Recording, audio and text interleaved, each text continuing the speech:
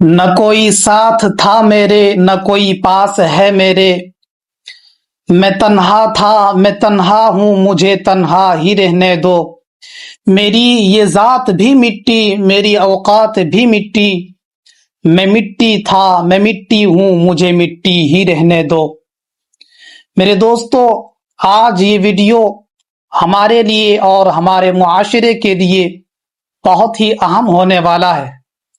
آپ حضرات سے یہ گزارش ہے کہ یہ ویڈیو اپنے دوستوں تک ضرور شیئر کریں۔ آج ہمارے معاشرے کی سوچ اور ذہنیت کیا ہے؟ چوری کرو، حرام خوری کرو، تکبر کرو، لوگوں کا حق چھین کر کھاؤ، فرعونی لہجے میں بات کرو، چمچا گیری اور دادا گیری کرو، جھوٹی گواہی دے کر سامنے والے کی عزت سے کھلواڑ کرو۔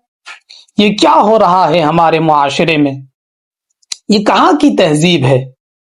آج ہمارے معاشرے میں کیا کچھ نہیں ہو رہا ہے۔ کسی کے گھر میں نشہ باز، شرابی، کبابی پیدا ہو رہا ہے تو کسی کے گھر میں سائبر کرائم، ATM چور۔ ہمارے معاشرے میں اتنی خباثت اور غلاظت کیسے آئی؟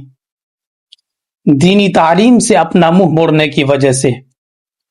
اور ہمارے معاشرے میں تعلیم کی اتنی بھی تو کمی نہیں۔ میں ڈنکے کی چوٹ پر کہتا ہوں، ان سب کا ذمہ دار اگر کوئی ہے تو وہ ماں باپ ہے۔ یہ بات یاد رکھو اور اپنے دل و دماغ پہ یہ بات بٹھا لو۔ میں پھوہڑ قسم کے ان ماں باپ سے کہتا ہوں جنہوں نے اپنے بچوں کو غلط راستے پر لگایا ہے اور اپنے بچوں کی سنہری زندگیوں کو برباد کر رکھا ہے۔ تم قیامت کے دن نہیں بچ سکو گے۔ تمہارا گریبان پکڑ لیا جائے گا اور سخت حساب ہوگا کہ تم نے اپنے بچوں کی تربیت کیسے کی۔ اس دن ساری فرعونیت، تکبر، گھمنڈ اور اکڑ ختم ہو جائے گی۔ افسوس کے ہاتھ ملتے رہ جاؤ گے۔ افسوس صد افسوس، وہ بچے جنہیں آگے چل کر قوم کا رہنما اور لیڈر بنانا تھا، وہ بچے جنہیں آگے چل کر زمانے کا ڈاکٹر APJ عبد الکلام جیسا سائنسداں اور سیاستداں بنانا تھا، تم نے اسے آوارہ چھوڑ کر اوباش اور کرمنل بنا کر دنیا کے سامنے پیش کیا۔ بس چند خواہشات کے لیے تم نے آخرت کو بھلا دیا۔ اس دنیا کی چمک دمک کو دیکھ کر دھوکے میں مت رہو۔ حرام کی کمائی پر اکڑنے والوں، خدا را توبہ کرو۔ حرام کے لقمے سے کب تک اپنا پیٹ بھرتے رہو گے؟ حیرت کی بات ہے کہ نیند کیسے آتی ہوگی، حرام کھانے کے بعد روح کو سکون کیسے ملتا ہوگا۔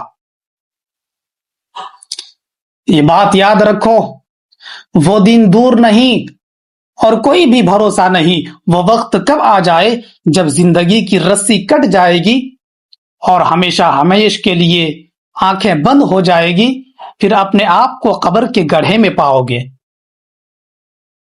پھر یہ دولت، شہرت، تکبر، گھمنڈ کچھ کام نہیں آئے گا۔ تم نے اپنے بچوں پر بڑا ظلم ڈھایا ہے۔ اولاد کی تربیت میں سب سے بڑا کردار ماں کا کردار ہوتا ہے۔ کیا آپ کو لگتا ہے کہ عورت تربیت نہیں کر سکتی؟ نہیں، یہ سوچ غلط ہے۔ تاریخ گواہ ہے کہ حضرت حسن اور حسین کو جنت کے نوجوانوں کا سردار بنایا گیا تو ان کی تربیت میں ان کی عظیم والدہ حضرت فاطمہ رضی اللہ عنہا کا ہاتھ تھا۔ اور تاریخ یہ بھی گواہ ہے کہ بہت سے عظیم علماء کو ان کی ماؤں یا قریبی خواتین ہی نے سنوارا اور عظمت کی راہ دکھائی۔ حضرت امام بخاری رحمت اللہ علیہ جیسی شخصیت کی تربیت ان کی ماں نے کی۔ امام شافعی رحمت اللہ علیہ کی تربیت ان کی ماں نے کی۔ امام احمد بن حنبل رحمت اللہ علیہ کو تعلیم و تربیت سے ان کی ماں نے آراستہ کیا۔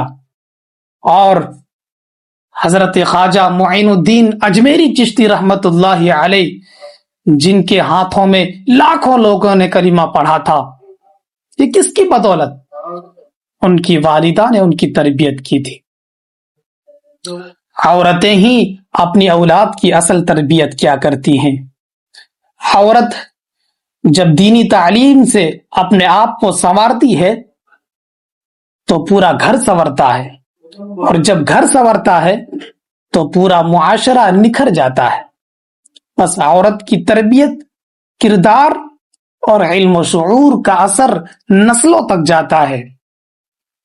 عورت جب دین سیکھتی ہے تو آنے والی نسلوں کی تربیت میں اہم کردار اور اہم رول ادا کرتی ہے، اور اگر دین سے لا علم رہتی ہے تو آنے والی نسلوں کی تباہی کا سبب بنتی ہے۔